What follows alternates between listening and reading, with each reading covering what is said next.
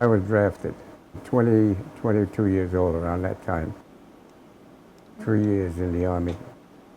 And there it is, Iwo Jima. I didn't realize what it was until we got on a boat. Then the captain told us that the Marines were going to attack Iwo Jima because they need the island to get airstrips for the planes from bombing Japan. The planes coming back doesn't have enough fuel to get back to their original place where they took off.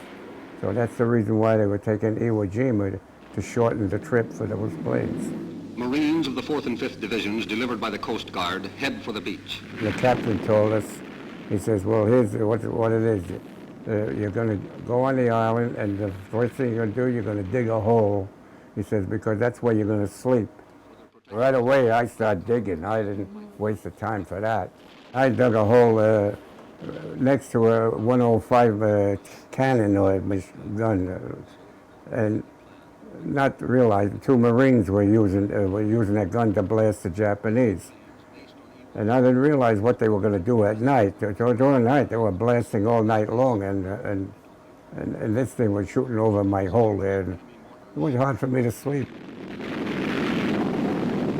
The whole island was flat, all sand, no trees, no bushes, no nothing, no buildings or anything like that. They were in tunnels. And they had the holes coming like steps, one here, and then they back here, another step, up to 2 or 3 of them, different heights.